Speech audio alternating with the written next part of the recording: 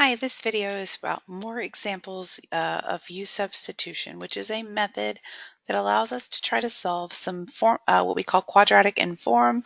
I like to call them quadratics in disguise.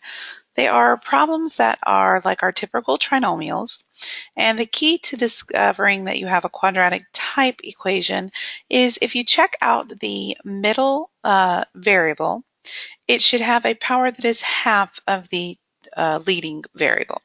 So notice that 4 cut in half is 2. And -2 here, if you cut that in half, that is -1. That's typically the defining feature that lets you know that you should try to use a U substitution to solve this quadratic type equation. So what happens is that we typically look at this as this has coefficients and it has a variable feature. So we let the middle variable feature be our U substitution. So this is going to be U equals x squared.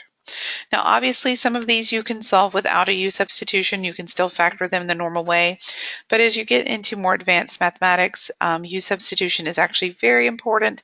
So it's better to learn U substitution in these ones that you can solve other ways so that they make sense that you can see that your answer is correct. So we let U equal that x squared.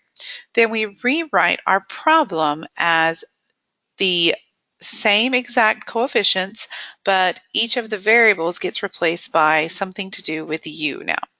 So 3, and notice this is x to the 4th. Well, if u is x squared, if you have 2 u's, you would have x to the 4th. So this is going to be u squared minus 2 u to the 1st, since that's just x squared, minus 8 equals 0. So why we did this is now this looks like a typical quadratic. It's just in the letter u instead of x.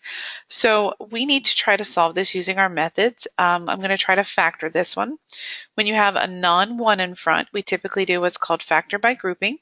So we multiply the leading coefficient times the coefficient of the constant, and that would give us -24.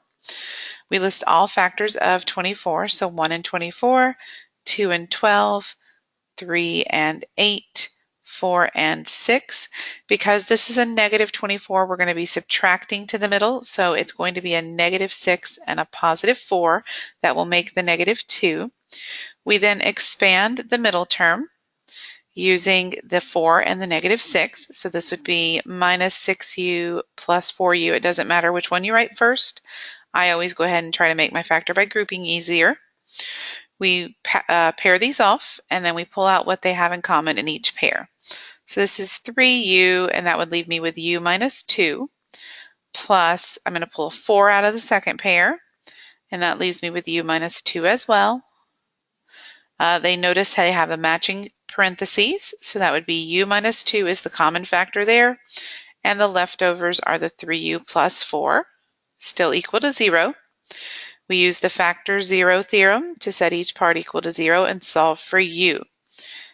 Now the problem is we were never, ever, ever originally supposed to be solving for the letter u.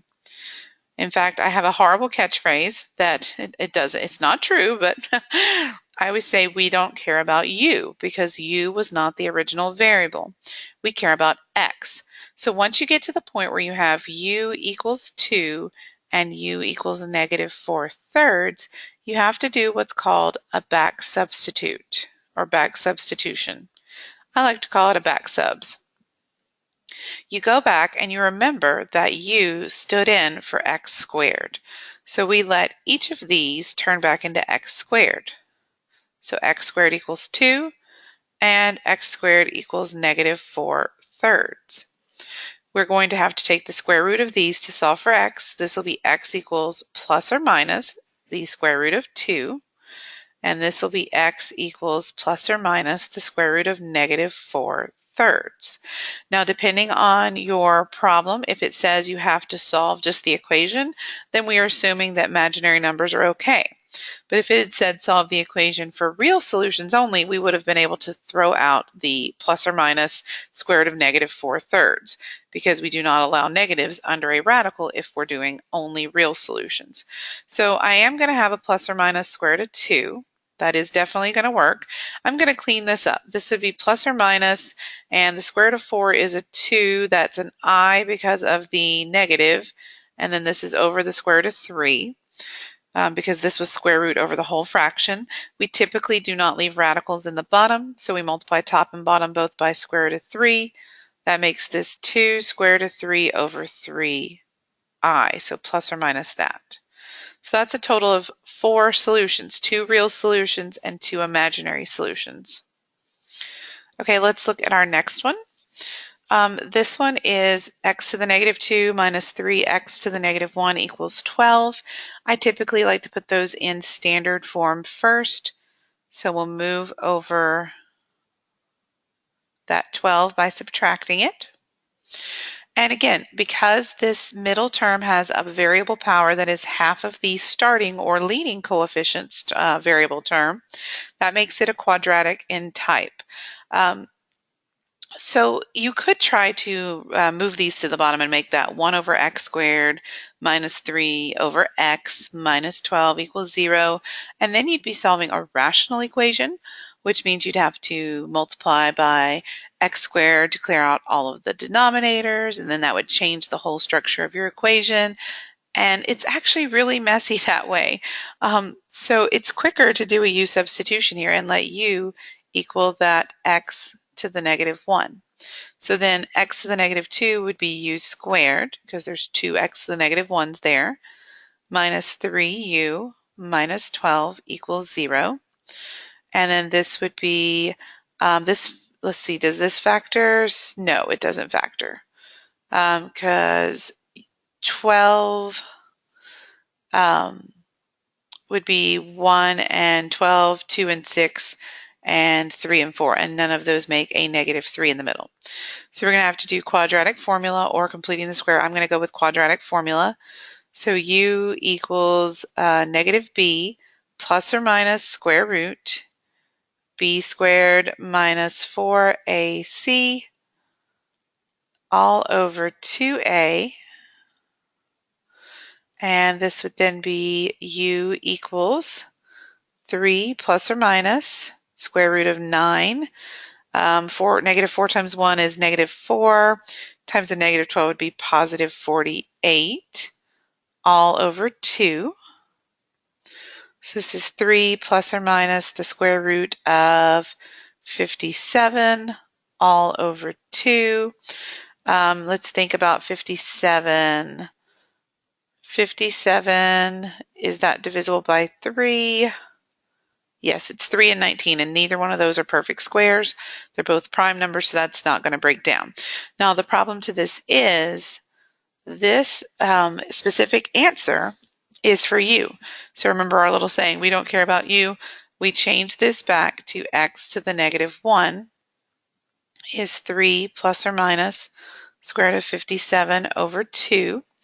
Then we would have to flip that. That would be 1 over x equals 3 plus or minus the square root of 57 all over 2. And to solve this, I would probably set up 2 separate equations, because you do have a plus or minus, and that means there's 2 separate answers there. So that's 3 plus the square root of 57 all over 2, and 1 over x equals 3 minus the square root of 57 all over 2. Cross multiply, that would be 2 equals 3x. It actually would be easier just not to leave that, distribute that. So I'm going to leave it as x times 3 plus the square root of 57. And this side, cross multiplying, would be 2 equals x times 3 minus the square root of 57. So notice you can just divide. So in other words, this just flips the fraction. So x equals 2 over 3 plus the square root of 57. And this one would be x equals 2 over 3 minus the square root of 57. Now, depending on how, I made this one messier than I thought, but we would normally rationalize the denominators here. So I'm actually going to go ahead and do that. And then I'm going to take the time and show you, what would have happened if we had solved this one by just algebra means without doing the u substitution. And I'm trying to get that to stop taking that with it. So hang on just a second.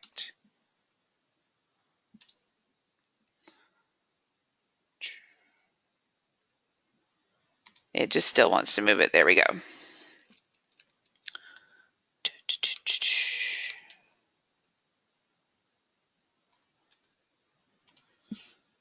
Well, that's not cooperating. So hang on just 1 second. Let me pause this and I'll fix it. Okay, so I would typically rationalize these like I was saying. So remember, when you rationalize, you multiply top and bottom by the conjugate of this so that you don't have any radicals in the bottom. So this would be 3 minus the square root of 57 on top and bottom. So that gives me x equals 6 minus 2 square root of 57. When you FOIL this out, the middle terms cancel, so it's just going to be 9 minus 57, because the 3 times 3 is 9, and the square root of 57 times the square root of 57 is just 57, and it was a positive times a negative. So that is 6 minus 2 square root of 57 over negative 48. And then we can reduce this. This would be, let's reduce all of these by 2. So that's going to, and I'm going to pull that negative out to the front. So this is negative 3 minus square root of 57 over 24. So I divided everything on the outside by the common 2 factor. Similar thing here, we're going to multiply this by 3 plus square root of 57 on top and bottom. And then this would be 6 plus 2 square root of 57 over 9 again, minus the 57. So it's going to pretty much be the same thing here. So it's 6 plus 2 square root of 57 over negative 48, or negative 3 plus 2 square root of 57 over 24. Okay, so those are my 2 sets of solutions. Now, for this one, you could have done this a little differently. So I want to show you that I picked a hard one. So if I had done this problem by algebra, it might actually have come out quicker. We'll see. So it was x to the negative 2 minus 3x to the negative 1 minus 12. So if I'd done this without the u substitution,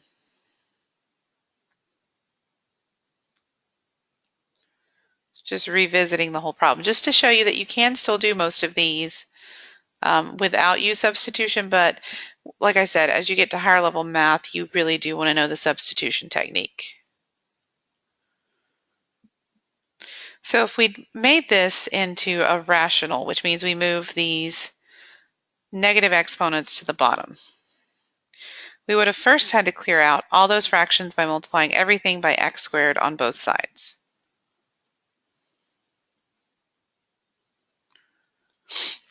And this would become 1 minus 3x minus 12x squared equals 0.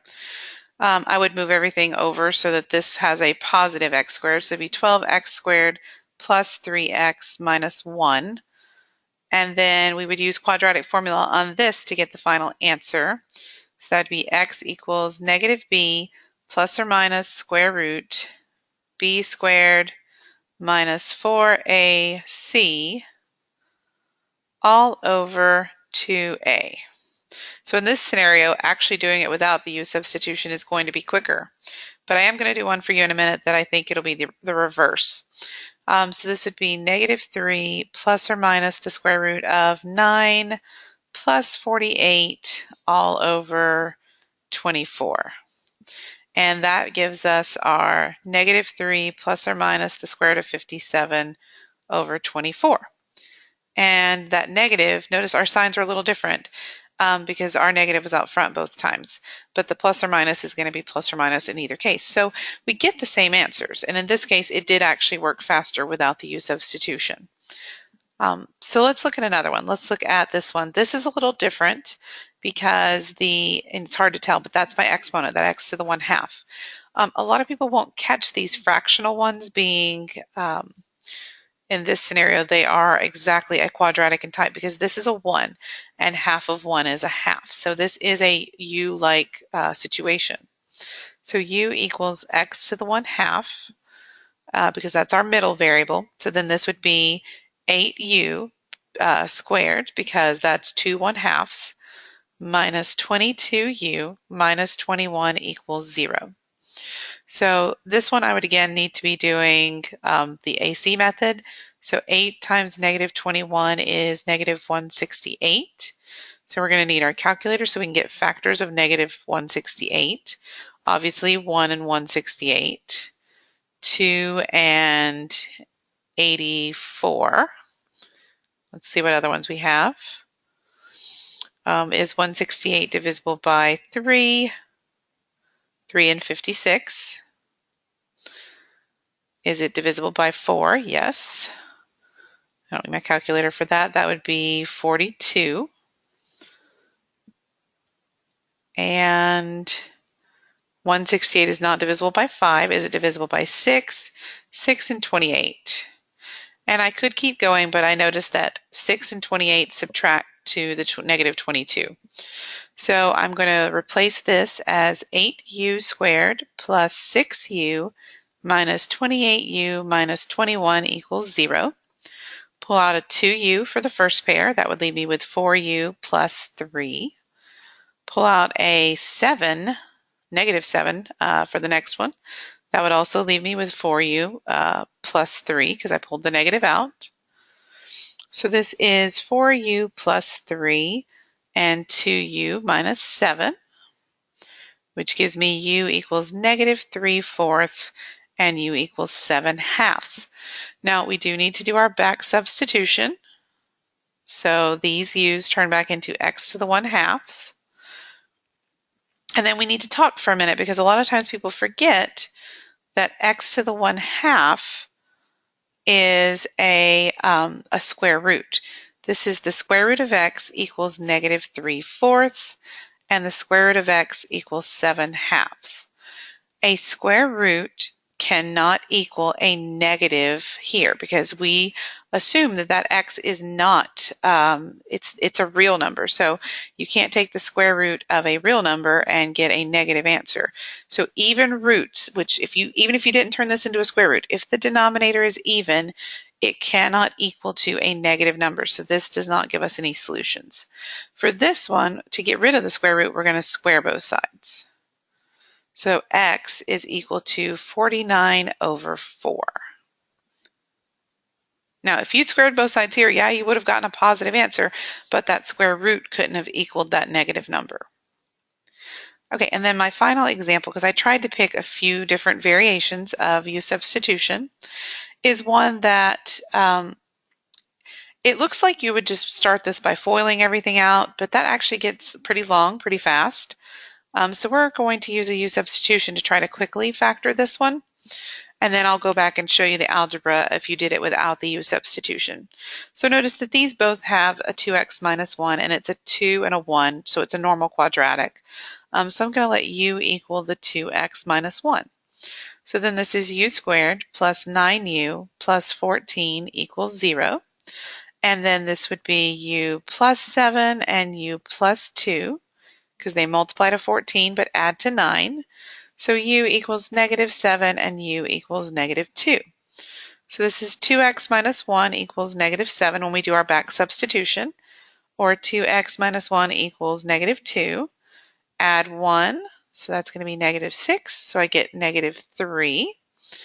Add 1, that'll be negative 1, so I get negative 1/2. So that one actually moves really quickly using the u substitution. If I had done this the algebraic way without the substitution, here's what you would have had to done. You would have had to write that twice,